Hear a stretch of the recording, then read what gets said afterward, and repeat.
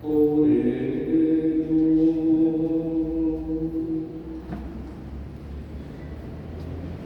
Señor, que tu ternura y tu misericordia son eternas. Santifica a tus hijos y protégelos siempre, pues Jesucristo, tu Hijo, en favor nuestro instituyó, por medio de su sangre, el misterio pascual. Por Jesucristo nuestro Señor.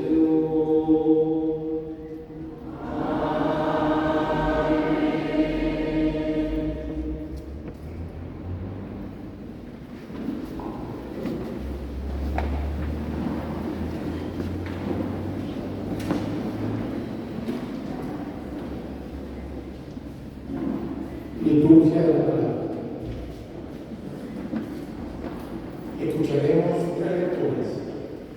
La primera, tomada del profeta Isaías, que nos presenta el cuadro del siervo sufriente de Abel.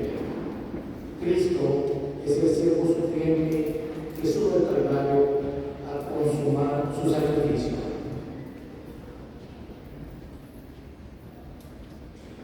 Lectura del libro del profeta Isaías. He aquí que mi siervo prosperará, será engrandecido y exaltado, será puesto en alto. Muchos se horrorizaron al verlo, porque estaba desfigurado su semblante, que no tenía ya aspecto de hombre. Pero muchos pueblos se llenaron de asombro. Ante él los reyes cerrarán la boca, porque verán lo que nunca se les había contado y comprenderán lo que nunca se habían imaginado.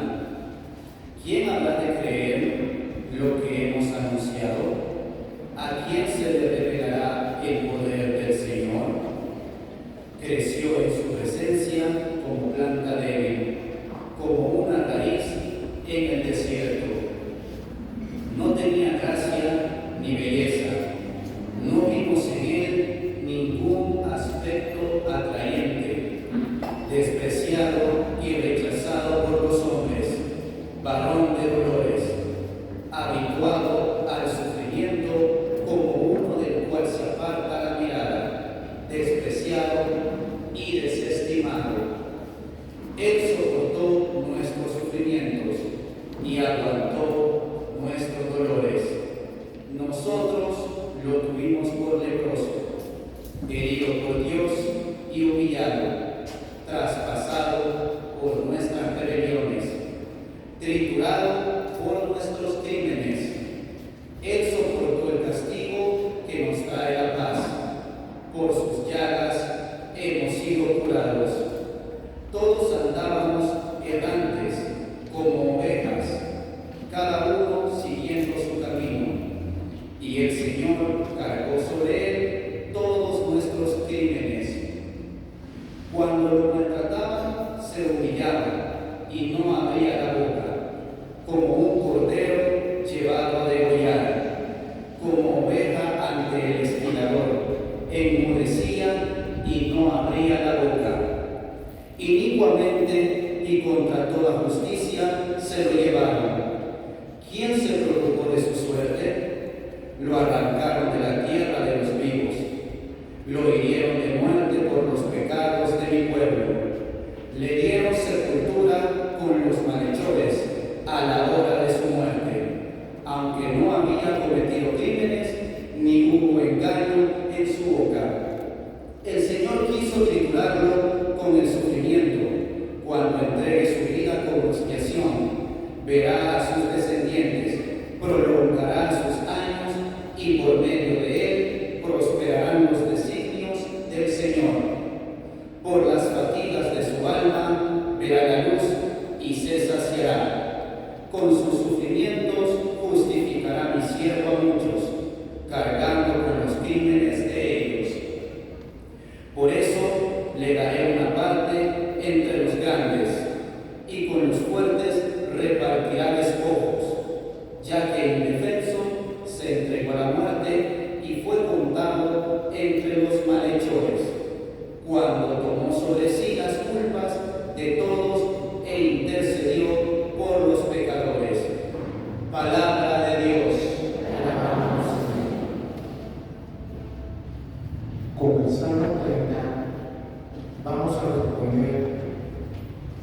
una sola voz.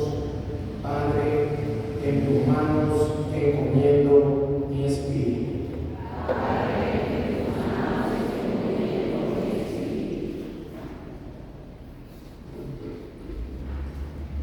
A ti, Señor, mi acojo, que no quiere yo nunca defraudar. En tus manos encomiendo mi espíritu, y tú, mi Dios leal, me librarás. Padre, en tus manos encomiendo mi espíritu. Se burlan de mí mis enemigos, mis vecinos y parientes de mí se espantan.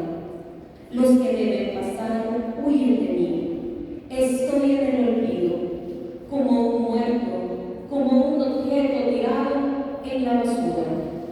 Padre, en tus manos encomiendo mi espíritu. Pero yo, Señor, en ti confío. Tú eres mi Dios, y en tus manos está mi destino. Líbrame de los enemigos que me persiguen. Padre, en tus manos encomiendo mi espíritu. Vuelve, Señor, tus ojos a tu siervo y sálvame. Por tu misericordia, sean fuertes y valientes de corazón, ustedes los que esperan en el Señor. Padre, en tus manos encomiendo mi espíritu. Ante el sufrimiento y la muerte, Cristo, como toda persona humana, se llenó de espanto y angustia, pero puso su confianza en Dios. Dios lo sostuvo y lo convirtió en fuente de salvación para todo el mundo. Lectura de la carta a los Hebreos. Hermanos, Jesús, el Hijo de Dios, es nuestro sumo sacerdote que ha entrado en el cielo. Mantengamos firme la profesión de nuestra fe. En efecto, no tenemos un sumo sacerdote que no sea capaz de compadecerse de nuestros sufrimientos, puesto que Él mismo ha pasado por las mismas pruebas que nosotros, excepto el pecado. Acerquémonos, por tanto, con plena confianza al trono de la gracia, para recibir misericordia, hallar la gracia y obtener ayuda en el momento oportuno. Precisamente por eso, Cristo, durante su vida mortal, ofreció oraciones y súplicas con fuertes voces y lágrimas a aquel que podía librarlo de la muerte, y fue escuchado por su piedad. A pesar de que era el Hijo, aprendió a obedecer padeciendo, y llegando a su perfección, se convirtió en la causa de la salvación eterna para todos los que lo obedecen. Palabra de Dios. Te alabamos, Señor.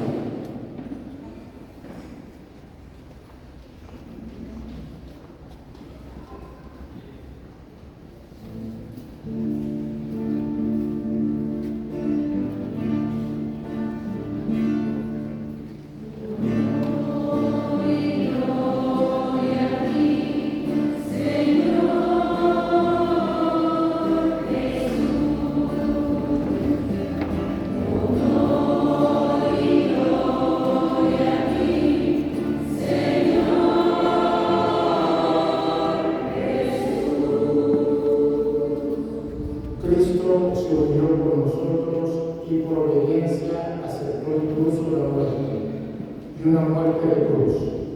Por eso Dios lo exaltó sobre todas las cosas y le otorgó el nombre que está sobre todo nombre.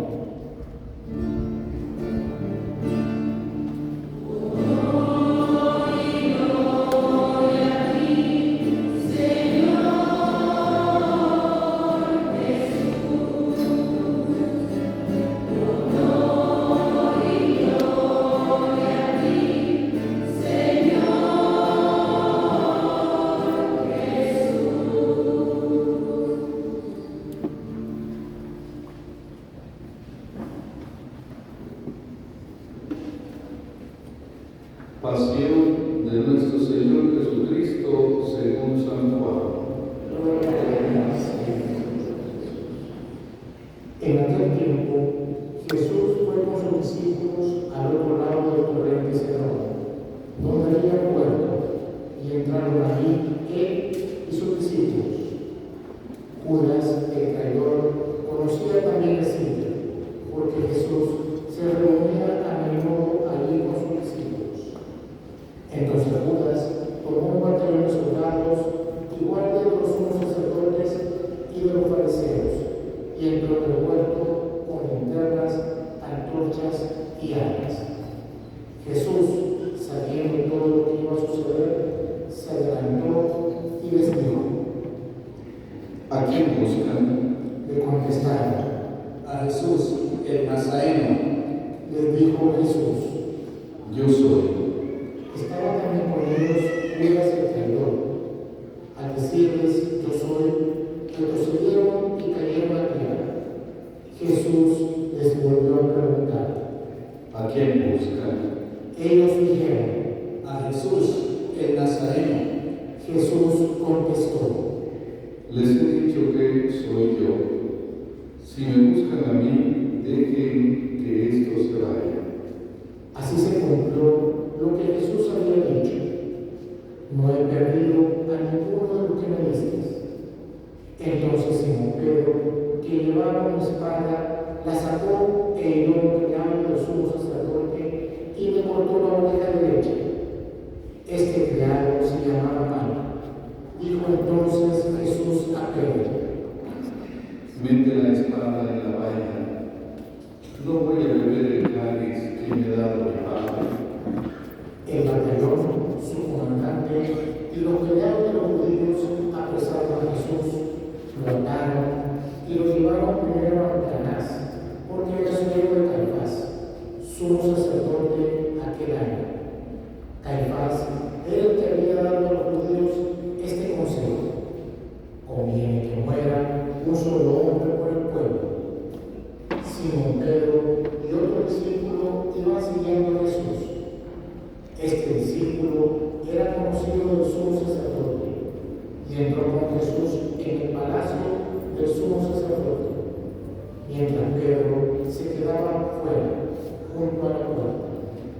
Salió el otro discípulo, el conocido del sumo sacerdote, habló con la portera e hizo entrar a Pedro.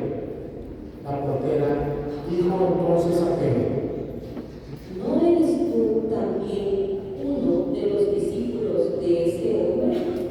Él dijo: no lo soy. Los criados y los guardias habían encendido un brasero, porque hacía frío y se calentaba. También Pedro estaba con ellos de pie, calentándose. El sumo sacerdote le interrogó a Jesús acerca de sus discípulos y de su doctrina. Jesús le contestó: Yo he hablado abiertamente al mundo y he enseñado continuamente en la sinagoga y en el templo, donde se reúnen todos los judíos, y lo he dicho nada a escondidas. ¿Por qué me interrogas a mí? Interroga a los que me han oído sobre lo que les he hablado. Ellos saben lo que he dicho. Apenas dijo esto, uno de los guardias le dio una bofetada a Jesús, diciendo: ¿así contestas a su sacerdote? Jesús le respondió: Si he faltado al hablar, demuestra en que he faltado. Pero si he hablado como se debe, ¿por qué me pegas? Entonces Anás lo envió a Caifás, el sumo sacerdote. Simón Pedro estaba de pie, calentándose, y le dijeron: ¿No eres tú también uno de sus discípulos? Él lo negó diciendo: no lo soy. Uno de los criados del sumo sacerdote, pariente de aquel a quien Pedro le había cortado la oreja, le dijo: ¿Que no te vi yo con él en el huerto? Pedro volvió a negarlo y enseguida cantó un gallo. Llevaron a Jesús de casa de Caifás al pretorio. Era muy de mañana y ellos encontraron en el palacio para no incurrir en impureza y poderse comer la cena de pan. Salió entonces Pilato a donde estaban ellos y les dijo: ¿De qué acusan a este hombre? Le contestaron: Si este no fuera un malhechor, no te lo hubiéramos traído. Pilato les dijo: Pues llévenselo y júzguenlo según su ley. Los judíos le respondieron: No estamos autorizados para dar muerte a nadie. así se cumplió lo que había dicho Jesús, indicando de qué muerte iba a morir. Entró otra vez Pilato en el pretorio, llamó a Jesús y le dijo: ¿Eres tú el rey de los judíos? Jesús le contestó: ¿Eso lo preguntas por tu cuenta o te lo han dicho otros? Pilato le respondió: ¿Acaso soy yo judío? Tu pueblo y los sumos sacerdotes te han entregado a mí. ¿Qué es lo que has hecho? Jesús le contestó: Mi reino no es de este mundo. Si mi reino fuera de este mundo, mis servidores habrían luchado para que no cayera yo en manos de los judíos. Pero mi reino no es de aquí. Pilato le dijo: Porque tú eres rey. Jesús le contestó: Tú lo has dicho, soy rey. Yo nací y vine al mundo para ser testigo de la verdad. Todo el que es de la verdad escucha mi voz. Pilato le dijo: ¿Y qué es la verdad? dicho esto, salió otra vez a donde estaban los judíos y le dijo: No encuentro en él ninguna culpa. Entre ustedes es costumbre que por Pascua ponga en libertad a un preso. ¿Quieren que le suelte al rey de los judíos? pero todos se le gritaron: No, a ese no, a Barrabás. el tal Barrabás era un bandido. Entonces Pilato tomó a Jesús y lo mandó a azotar.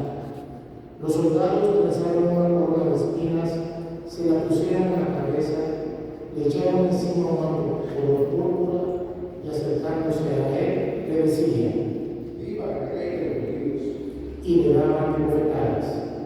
Pilato salió otra vez afuera y les dijo: Aquí lo traigo para que sepan que no encuentro en él ninguna culpa.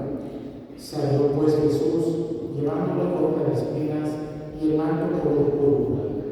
Pilato les dijo: Aquí está el hombre. cuando lo vieron, los sumos sacerdotes y sus servidores gritaron. Crucifícalo, crucifícalo. Pilato les dijo: Llévenselo ustedes y crucifíquenlo, porque yo no encuentro culpa en él. los judíos le contestaron: Nosotros tenemos una ley. Según esa ley, tiene que morir, porque se ha declarado hijo de Dios. Cuando Pilato oyó estas palabras, se asustó aún más, y entrando otra vez en el pretorio, dijo a Jesús: ¿De dónde eres tú? pero Jesús no le respondió. Pilato le dijo entonces: A mí no me hablas. ¿No sabes que tengo la autoridad para soltarte y autoridad para crucificarte? Jesús le contestó: No tendría ninguna autoridad sobre mí si no te la hubieran dado de lo alto. Por eso, el que me ha entregado a ti tiene un pecado mayor. Desde ese momento, Pilato trataba de soltarlo, pero los judíos gritaron: Si sueltas a ese, no eres amigo de César, porque todo el que pretende ser rey es enemigo de César. Al oír estas palabras, Pilato sacó a Jesús y lo sentó en el tribunal, en el sitio que llaman el engrosado, en hebreo Cámara. Era el día de la preparación de la Pascua, hacia el mediodía, y dijo Pilato a los judíos: Aquí tienen a su rey. ellos gritaron. Fuera, fuera, crucifícalo. Pilato les dijo: ¿A su rey voy a crucificar? contestaron los sumos sacerdotes. No tenemos una ley de César. Entonces se lo entregó para que los crucificara. Tomaron a Jesús y él, cargando con la cruz, se dirigió hacia el sitio llamado la Calavera, que en hebreo se dice Gólgota, donde lo crucificaron y con él a otros dos, uno de cada lado, y en medio Jesús. Pilato mandó escribir un letrero y ponerlo encima de la cruz. En él estaba escrito: Jesús el Nazareno, el rey de los judíos. Leyeron el letrero muchos judíos porque estaba cerca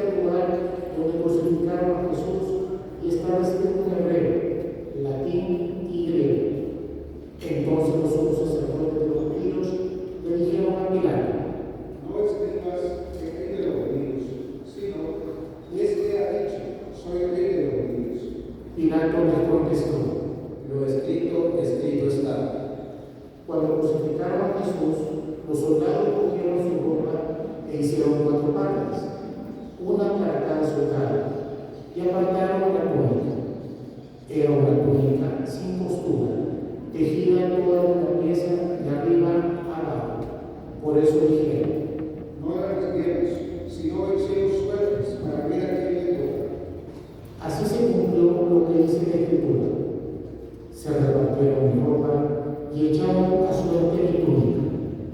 Y eso hicieron los soldados.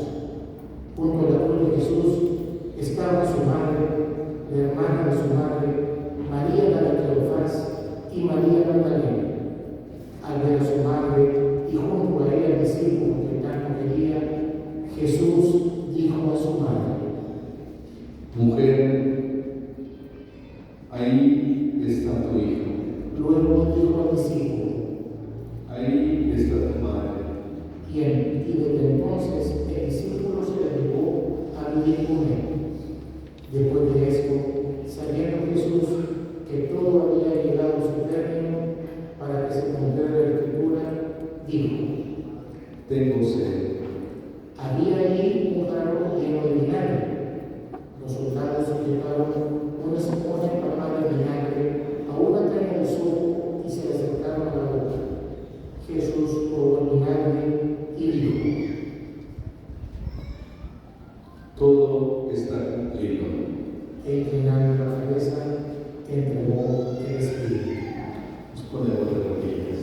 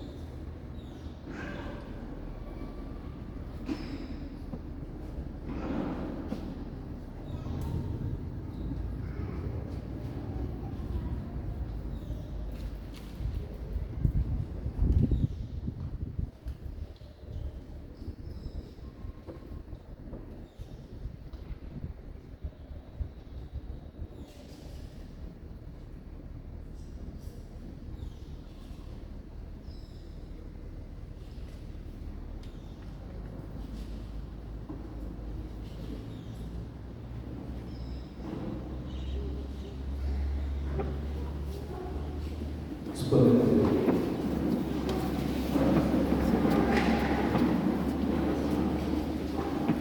Entonces, los judíos, como era el día de la preparación de la Pascua, para que los pueblos de los ajusticiados no se quedaran en la cruz del sábado, porque el sábado era un día muy solemne, pidieron a Pilato que les quedaran las piernas y los quitaran de la cruz.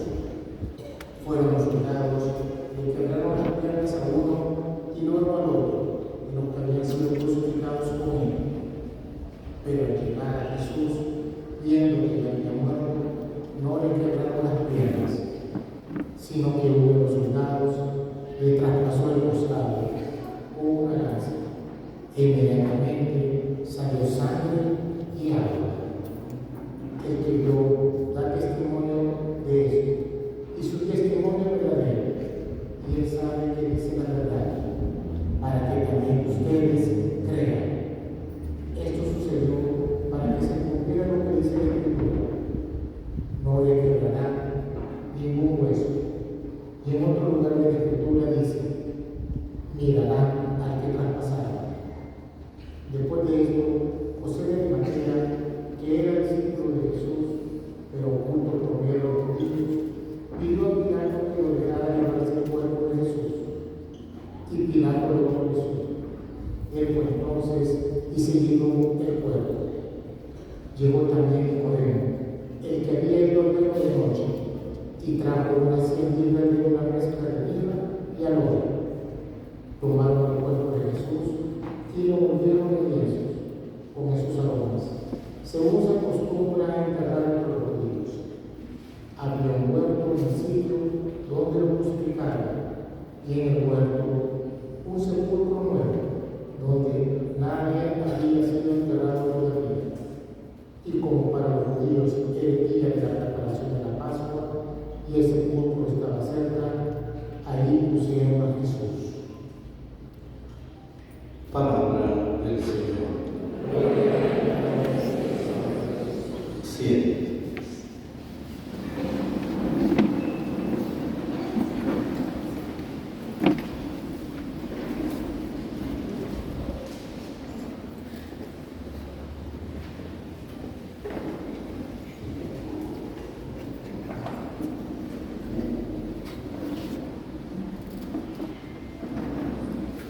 Queridos hermanos y hermanas, asistimos pues en este día viernes a lo que tradicionalmente se llama los oficios de la pasión, que consiste en hacer memoria de la pasión de nuestro Señor Jesucristo, consiste también en orar por la Iglesia y por el mundo a nivel universal, y que también nos prepara a la oración de la cruz. Estos tres acontecimientos son importantes dentro de la liturgia que nosotros celebramos. Por eso, la gran figura que nos va a iluminar a nosotros es precisamente la pasión y la sangre derramada de Jesús en la cruz. El texto del capítulo 53, 52 que hemos escuchado ahora nos introduce ya en uno de los cánticos del siervo sufriente. Durante estos días hemos leído los primeros dos cánticos del siervo sufriente. Ahora leemos el cuarto canto. Y en este cuarto canto celebramos nosotros precisamente la figura desfigurada de Jesucristo, o dicho del siervo sufriente, que se presenta como la figura de Jesucristo crucificado. Aquel que padece, que muere y que después nos da la gracia de la resurrección. Es posiblemente Jesús también escuchó, meditó e interpretó el cántico del siervo sufriente, este que nosotros hemos leído ahora. Lo curioso es que Jesús se presenta como el siervo que busca precisamente la bondad de Dios, pero siendo un instrumento que carga, que lleva en sus hombros el sufrimiento y la pasión del que sufre. De hecho, si ustedes leen el pasaje, se van a dar cuenta cómo termina. Dice, el Señor quiso triturarlo con el sufrimiento.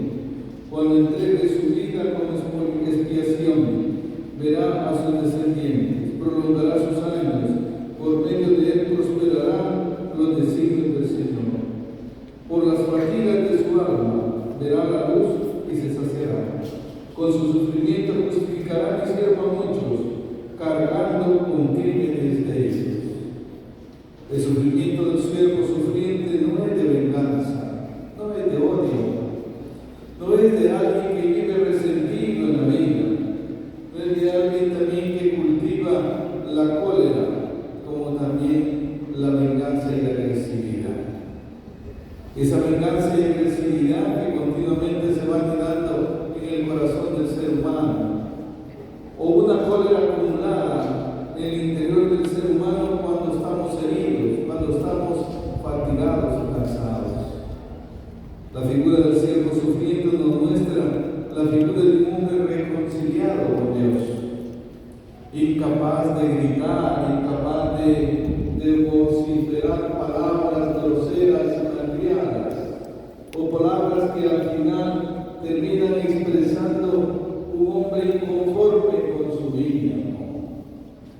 El texto nos presenta un hombre integrado, que no deja que sus heridas, sus dolores, que su sufrimiento realmente busque culpables, busque sus propios intereses. No. Jesús, como siervo sufriente, asume el dolor, asume el sufrimiento, asume la carga de todo lo que vive y precisamente lo encausa porque busca la voluntad del Padre. de su reino. El reino de Dios es el que puede realmente llevar esa carga, por eso puede llevar la carga, no solamente por su propia voluntad. Nosotros por pura voluntad no podríamos vivir cristianamente, necesitamos la gracia, necesitamos el Espíritu, necesitamos el don que viene de Dios. Por eso lo que hace que realmente podamos vivir cristianamente no es solamente negarnos a nosotros mismos, negarnos por amor. Nos negamos por amor porque creemos en el amor misericordioso de Dios que manifiesta su reino. Y el texto del Evangelio de ahora, un texto muy bonito, el texto de San Juan de Augusto, cuando lo vamos leyendo y nos vamos metiendo en la dinámica de lo que nos va comunicando. Y es curioso cómo este texto del Evangelio de Juan nos presenta a una persona inocente. Nos presenta a una persona inocente que no grita. No le dice a Pilato precisamente, ni se pone a contradecirle. No le se pone a decirle a Pilato que él tiene la razón y que él no lo otro, no. Utiliza la figura que dice San Juan de la ironía. Simplemente le dice, tú eres rey. ¿Y qué es lo que le responde Jesús? Tú lo has dicho. No lo he dicho yo. Tú lo has dicho. Y yo soy rey.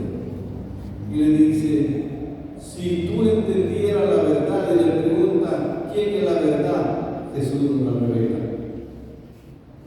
Porque el evangelista quiere que el oyente entienda que Jesús es la verdad. Además, Jesús en el Evangelio no aparece como el que busca conflicto. Cuando está en el momento del aprendimiento, dice que uno sacó el arma y le cortó. Le dice, no se puede hacer eso. No se trata de resolver las cosas con el arma.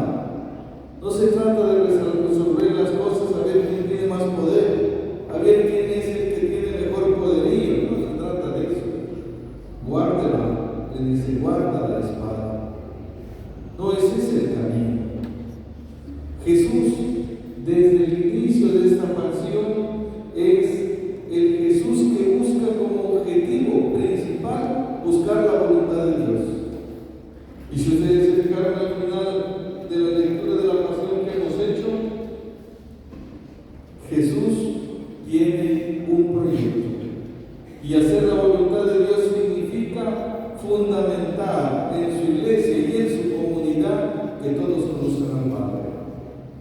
Por eso tiene estas 5, podríamos decir nosotros, frases claves. La primera es, mujer, y ahí en tu hijo.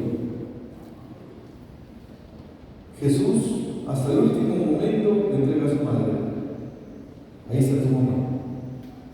Ahí está quien te va a guiar. Ahí va a estar quien te va a conducir. En que en el momento de la prueba y la dificultad de la pasión, te puedes acoger a ella.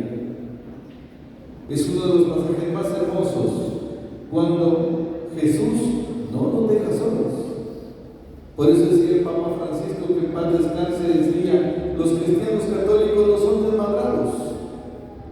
Tenemos madre, tenemos a quien nos acoja, es nuestra fuerza, quien nos, en los momentos difíciles sabemos a quién acoger y tenemos la experiencia a quién acogernos. Y tenemos nosotros la experiencia. Y en los momentos complicados, difíciles, la primera cosa que hacemos es como hijo, ¿no? Madre, ayúdame. Madre, dame esa gracia de que yo entienda y comprenda para buscar la voluntad de Dios, pero para buscar lo que tú quieres en mí. Dame esa gracia. Por eso Jesús le dice, ella a tu madre, le dice a Juan. Juan representa a toda la comunidad, toda la iglesia, y María representa a la iglesia que acoge precisamente a sus hijos. Y el otro detalle importante le dice, ella a tu madre, no te olvides de ella. En la prueba, en la dificultad, mantenerte firme, en la búsqueda de la verdad, en la búsqueda de ser un instrumento de bien, de paz. Y viene el otro momento importante. Jesús dice, tengo sed. tengo sed. Es decir, el camino está llegando a su final. Tengo sed, Señor. Muestra la condición de que es el Hijo de Dios, pero también es hombre. Si usted lee el capítulo 2 del libro de la carta a los Filipenses, dice: Él, siendo de condición divina, no hizo alarde de su categoría de Dios, sino que se anonadó a sí mismo, tomando la condición de siervo para interceder por nosotros. Tomando la condición de siervo, no de Señor, de siervo, de alguien que realmente solo busca que Dios haga su voluntad en él.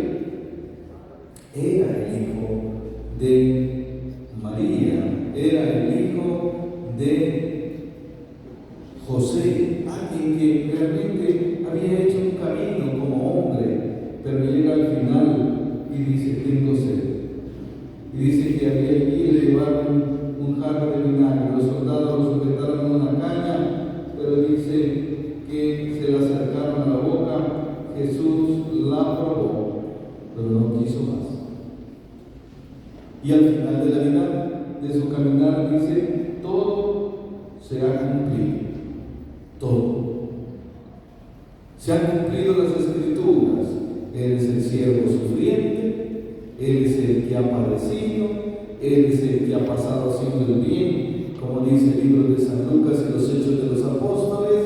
Él es aquel que fue mostrando las obras de misericordia del Padre, y Él es el camino, la verdad y la vida.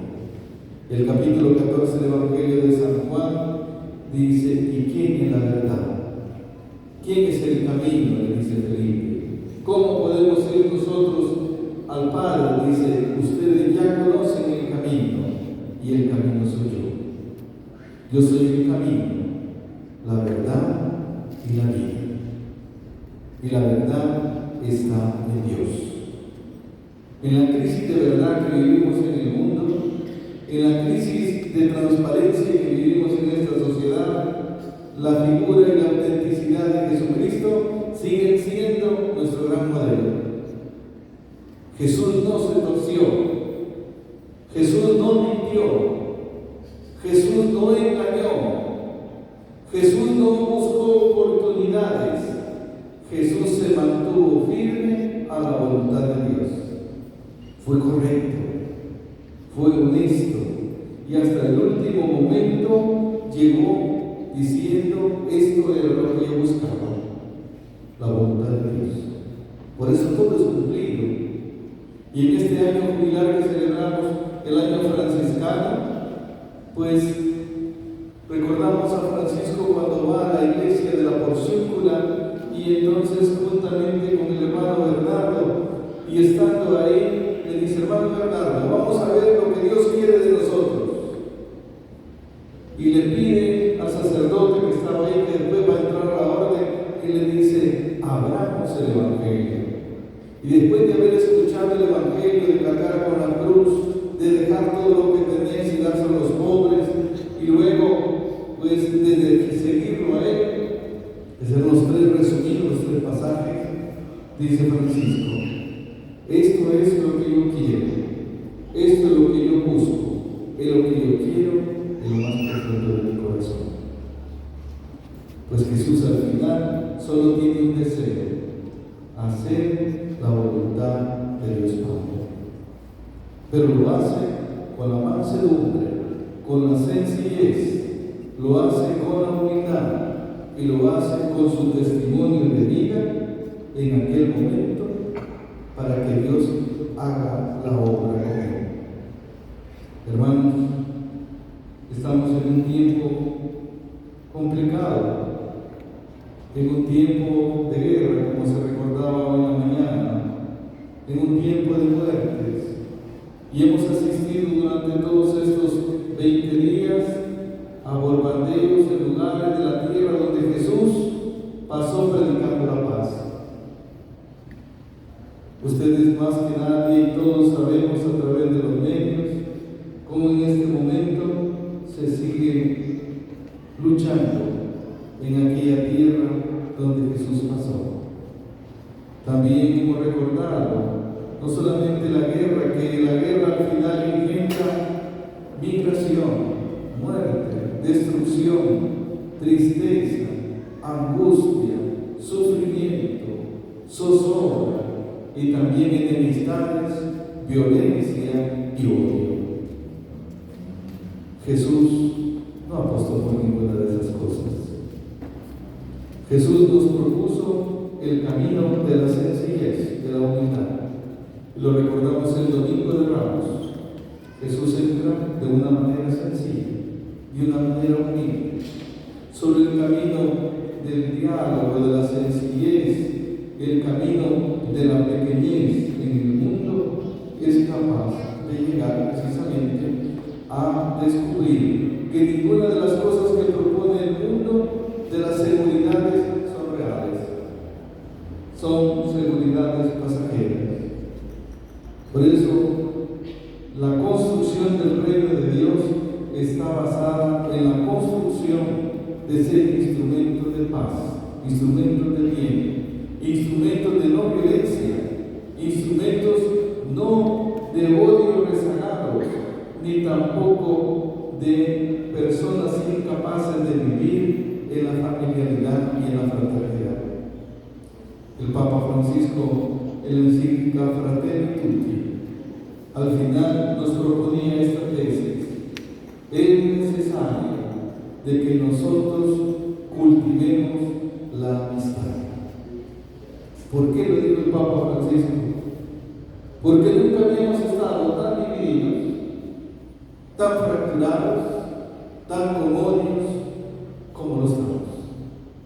Y todo por intereses, por malicia humana, por ambiciones humanas que nos están llevando cada vez más, como decíamos en el Vía Crucis, a romper con este mundo tan hermoso que Dios nos ha regalado. Por eso, hermanos, seguir a Jesucristo es seguirlo con el amor que genera la paz, que genera la fraternidad, que genera el perdón y que nos hace caminar en una mentalidad distinta. No una mentalidad violenista, no una mentalidad de odio, una mentalidad de perdón, una mentalidad en la que interiorizamos la palabra de Dios y empezamos a entender el misterio de Jesucristo. Por eso quiero terminar con la frase que Francisco escucha ante la iglesia de San Damián, muy hermosa, y quisiera dejarla para la meditación que tenemos durante el Santo Entierro. Estando Francisco y viendo en aquellos ojos grandes del Cristo de San Damián, vio aquellos ojos que se le quedaban mirando, que seguramente todos nosotros también lo hemos experimentado. Cuando el Cristo te mira y vos lo miras, cuando lo contemplas y en medio del silencio escuchas una voz que Dios te está hablando. A vos te está hablando, no le está hablando a nadie más.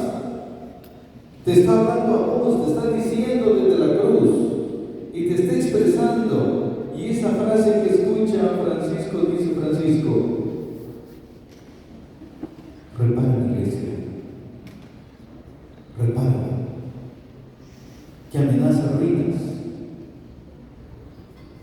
repara mi comunidad, repara nuestra parroquia, repara mi movimiento, repara a todos estos sacerdotes, repara, etcétera, a cada uno de este sector. Es decir, el Señor te está dirigiendo. Repara mi iglesia. Pero Francisco le había preguntado antes: Señor, ¿qué quieres que yo haga? ¿Para dónde quieres que camine, Señor? He entendido ahora el Evangelio en donde tú eres el camino, la verdad y la vida. Lo hemos entendido. Pero ¿qué nos ha pasado? ¿A dónde estamos trabados? ¿A dónde estamos entrampados? ¿Por qué no hemos progresado? ¿Cuáles son como las durezas y los ídolos que nos están oprimiendo, que nos están seduciendo, que nos están ganando la prueba, los intereses que están de por medio y que nos impiden ser personas que que busquemos la palabra de Dios y podamos decirle, Señor, todo está cumplido. Ahora camino contigo. Esta noche hagámonos esas dos preguntas en el camino que vamos a hacer del Santo Entierro. Primero, Señor, ¿qué quieres que haga? Y la segunda, Señor, ¿qué tengo que reparar? ¿En qué necesito seguir convirtiendo? ¿A dónde crees que llegue, Señor? El Señor que nos regala esa gracia. Y ahora que vamos a hacer la oración de la cruz, pensemos en estas cruces. Cada uno de nosotros trae su crucita. Cada uno de nosotros trae su propio peso. Cada uno de nosotros trae su enfermedad, su dolor, su tristeza, su miedo, su frustración, su dolor, su angustia, su fatiga. Cada uno de nosotros tiene uno. Por eso las palabras del Padre Joaquín ayer son muy actuales. Actualicemos el misterio. Este misterio es ahora con nosotros. Esto no es una cuestión histórica solamente. Esta es la presencia de hoy. Hoy se cumplen estas palabras. Capítulo 4 del Evangelio de San Lucas. El Espíritu del Señor está sobre mí, porque me ha enviado a anunciar buenas noticias. A anunciar la buena noticia. Esa palabra es ahora. Queridos hermanos, vivamos este momento como un tiempo de gracia, como un tiempo de bendición, como una posibilidad de dejar entrar al Señor en nuestro corazón y hacer su camino. Quedémonos un momento en silencio. El silencio es el mejor antídoto ante la dispersión, ante la confusión, ante tanta bulla que hay en el mundo y en las redes sociales. Si se duermen, duérmanse. También descansar es bueno, porque a veces no podemos descansar. ¿Cuántos de nosotros duermen 2 o 3 horas? Si Dios le da un momento orando de dormir, duerma. Dios no le va a juzgar y si no pudiste velar 2 horas, no. Qué bueno que estás durmiendo, le va a decir. Porque no puedes dormir porque esa herida, ese sufrimiento, ese odio, ese engreimiento que llevas no te deja dormir. O esa situación de pecado que no puede llegar. Hagamos un momento de silencio y dejemos que esta palabra, este evangelio tan hermoso, siga tocando nuestro corazón.